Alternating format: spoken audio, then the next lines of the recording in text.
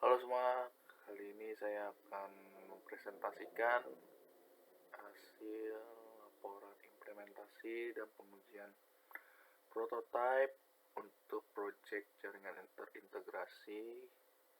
Nah, ini saya ngambil dengan judul penerapan sistem proteksi jaringan terintegrasi untuk meminimalisir akses platform judi online. Di sini saya akan mempresentasikan untuk bab 4-nya saja, yaitu implementasi dan pengujian atau prototipe ya. Di sini ini ada pertama itu ada yang namanya timeline pengerjaan project. Timeline pengerjaan project ini berlangsung selama hampir 1 bulan lebih ya saya mengerjakannya. Di sini ada yang namanya fase persiapan desain. Nah, ini aktivitas utamanya itu mengkonfirmasi desain dan persetujuan dokumen. Kemudian ada konstruksi fisik. Di sini adalah pemasangan perangkat, penarikan kabel, dan rak. Lalu ada konfigurasi logis. Aktivitasnya itu mengimplementasi alamat, kemudian routing, VLAN, dan kebijakan-kebijakan lainnya. Kemudian ada uji fungsional awal, melakukan verifikasi konektivitas dan jalur uji coba. Kemudian ada uji performa dan keamanan. Di sini aktivitasnya adalah pengujian throughput atau latensi dan uji keamanan. Kemudian yang terakhir adalah validasi dokumentasi, yaitu evaluasi terhadap bab 3 dan kemudian pembuatan dokumentasi akhirnya. Nah, kemudian tujuan dari implementasi project ini adalah bertujuan untuk mengubah rancangan sistem proteksi jaringan yang telah dirumuskan pada bab 3. Tujuan implementasi ini dijabarkan sebagai berikut. Membuktikan kelayakan teknis dari arsitek Defend in Depth yang menggabungkan Nawala Project, Bind 9 RPZ, kemudian IP Tables dan MV Tables, dan Surita dalam satu sistem yang terintegrasi. Kemudian memvalidasi bahwa setiap lapisan proteksi berfungsi sesuai spesifikasi yang telah ditetapkan. Kemudian mengukur dampak penerapan sistem terhadap performa jaringan.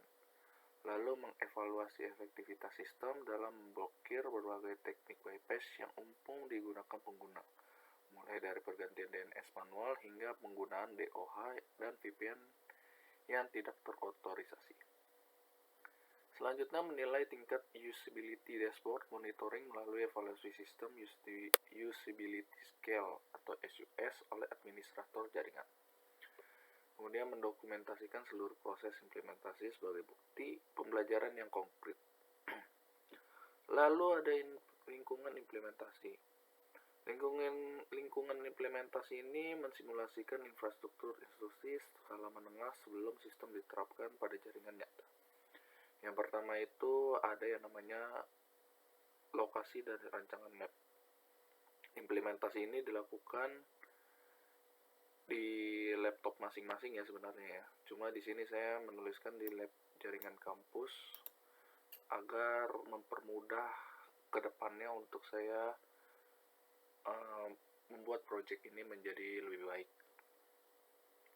Kemudian ada daftar komponen dan spesifikasi. Nah, di sini ada komponennya itu ada router, kemudian ada server, ada DNS, ada log atau monitoring server, ada core switch manage, perangkat client uji, dan UPS. Nah, batasan lingkungannya itu ada jumlah perangkat klien dibatasi maksimal 20 node. Kemudian koneksi ISP menggunakan layanan internet. Seluruh server diimplementasikan pada mesin fisik terpisah. Nah, berikut ini adalah proses implementasinya. Tahap pertama itu adalah persiapan. Di sini persiapannya itu adalah menginstalasi Ubuntu server dengan versi 26.04 pada semua server B. Kemudian melakukan konfigurasi hostname dengan time zone Asia atau Jakarta.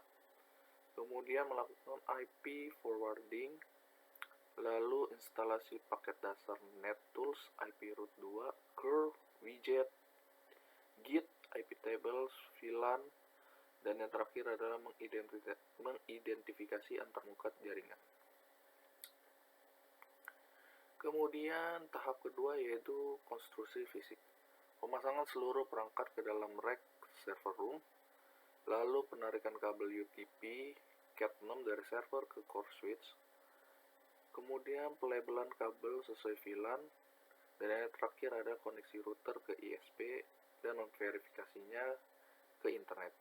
Yang terakhir itu adalah melakukan dokumentasi layout, fisik, dan foto. Tahap ketiga adalah mengkonfigurasi VLAN dan jaringan. Aktivitasnya itu yaitu membuat modul 8021 dan mengkonfigurasinya. Kemudian membuat VLAN interface, lalu mengkonfigurasi DHCP per VLAN-nya, dan yang terakhir memverifikasi semua VLAN interface aktif dengan IP yang benar.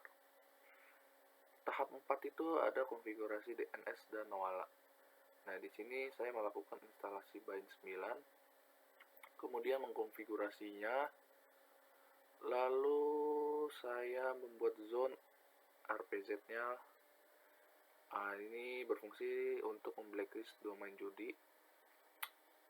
Kemudian melakukan instalasi Nginx untuk halaman pemberitahuan blokirnya, lalu memverifikasi dengan domain judi. Tahap kelima yaitu DNS enforcement. Ini saya melakukan script IP tables untuk DNAT-nya. Kemudian saya memblokir DOH-nya, lalu memblokir DNS query langsung keluar tanpa melewati resolver lokal. Dan yang terakhir melakukan migrasi ke nvtables rule set lengkap. Setelah itu menyimpan aturan agar bertahan setelah reboot. Tahap 6 adalah instalasi suricatanya atau DPI. Di sini saya melakukan penambahan PPA, suricata, dan melakukan penginstalan. Kemudian mengkonfigurasi. Setelah itu saya membuat rules custom untuk deteksi HTTP host, header, dan TLS judi online. Kemudian saya uji dengan akses HTTP ke domain yang mengandung kata slot. Nah, di sini akan dihasilkan ketika kita membuka judi online, maka yang akan muncul adalah internet positif.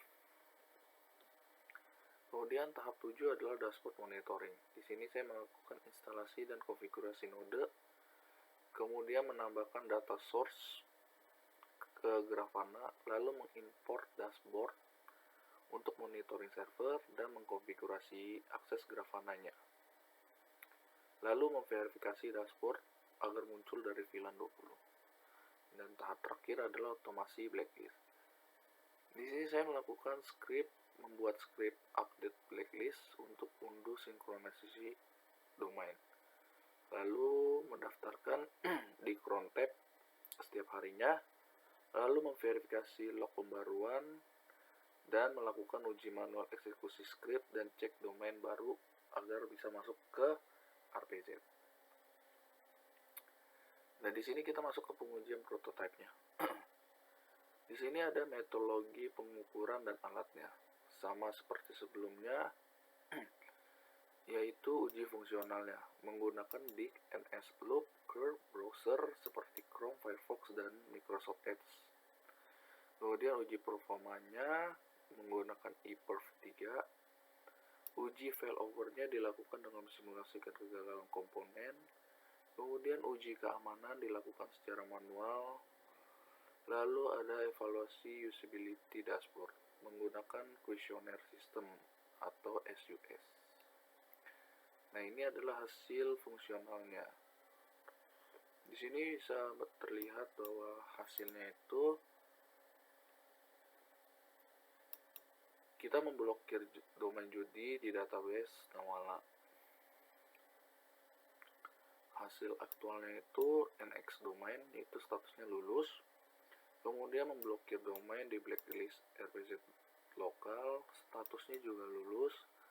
Kemudian bypass dengan ganti DNS ke 8.8.8.8. Ini statusnya juga lulus, dan ini juga bypass melalui DOH ke Cloudflare, dinyatakan juga lulus. Bypass via dot dinyatakan juga lulus. Deteksi traffic HTTP judi atau suricata, Lulus juga melakukan pembaruan blacklist otomatis, lulus. Notifikasi. Kemudian ada notifikasi akses judi di dashboard juga lulus, wildcard subdomain diblokir juga lulus. Kemudian ada akses domain legal tidak terganggu, nah ini juga lulus. Dari 10 skenario tersebut, uji fungsional berhasil lulus. Akurasi pemblokiran terhadap 500 judi online diuji secara acak mencapai 99,2%, melampaui target minimum yaitu 90% yang telah ditetapkan pada bab 1. Nah, ini adalah hasil uji kinerja jaringannya.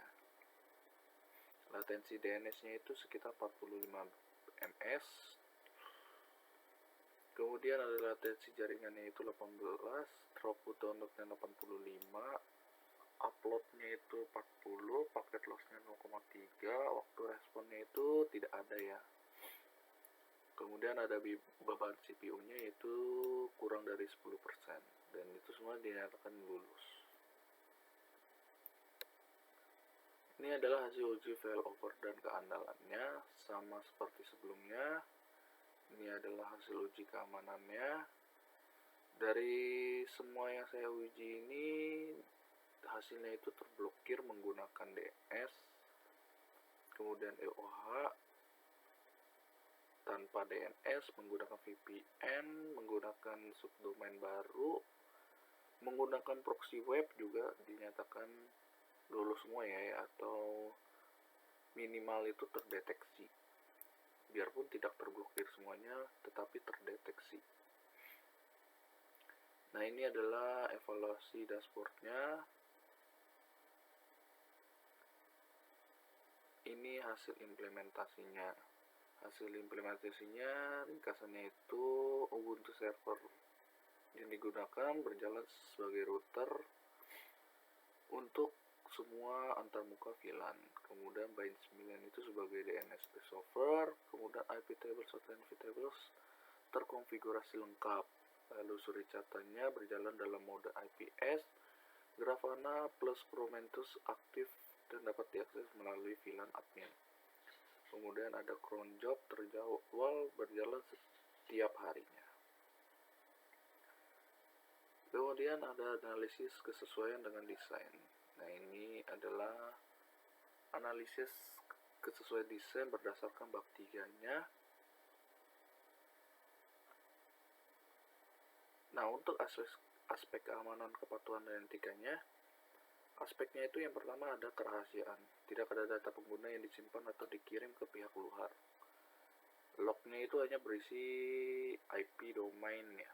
Jadi tidak ada data-data seperti KTP ataupun segala macam yang berhubungan dengan pengguna.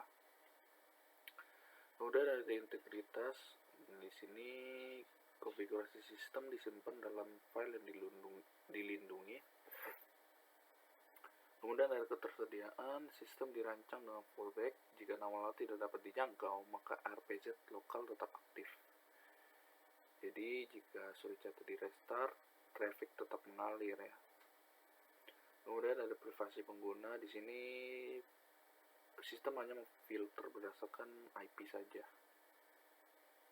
Kemudian ada kepatuhan regulasi. Sistem mendukung implementasi kebijakan pemblokiran konten negatif sesuai UU yang berlaku di Indonesia atau di negara ini. Kemudian ada etika penggunaan. Sistem ditujukan untuk institusi resmi. Ini saya buat untuk laporan pada kampus. Kemudian untuk dokumentasi dan pembelajaran yang saya telah buat, yaitu bukti pembelajaran yang dievaluasi, ada bab dari dokumen perancangan bab 1 sampai 3 mencakup analisis latar belakang, rumusan masalah, studi kelayakan, HLD, LLD, kemudian skema pengamatan dan skenario pengujian. Kemudian ada prototipe sistem berfungsi penuh. Di sini seluruh komponen terintegrasi dan terverifikasi. Kemudian ada laporan pengujiannya, ada panduan konfigurasinya. Nanti akan saya perlihatkan beberapa panduan konfigurasinya. Kemudian ada repositori konfigurasinya atau Git.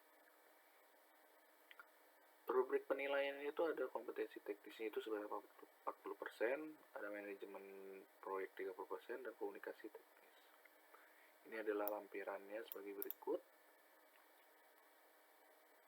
Dan kesimpulannya ada penutup dan saran. Nah, kesimpulannya itu berdasarkan dari hasil laporan dan pengujian yang telah saya buat, yaitu ada sistem, yang pertama itu ada sistem proteksi berlapis terbukti efektif. Ya, bisa terlihat dari tabel ini. Kemudian ada integrasi Nawala Project sebagai fondasi yang kuat, dampak minimal terhadap performa jaringan. Kemudian ada DNS enforcement menutup celah bypass utama. Lalu ada dashboard monitoring yang memenuhi standar usability dan kontribusi terhadap ekosistem internet di Indonesia. Itu adalah kesimpulan dari laporan dan pengujian yang telah saya buat. Sarannya itu bisa kedepannya keterbatasan yang ditemukan selama pengerjaan proyek itu integrasi Suricata Earth ke Grafana belum sepenuhnya terwujud. Kemudian jumlah perangkat klien uji terbatas hanya 20 node. Deteksi VPN tidak terotorisasi masih bersifat alert dan tidak langsung terblokir. Sistem belum menangani traffic terenkripsi end-to-end.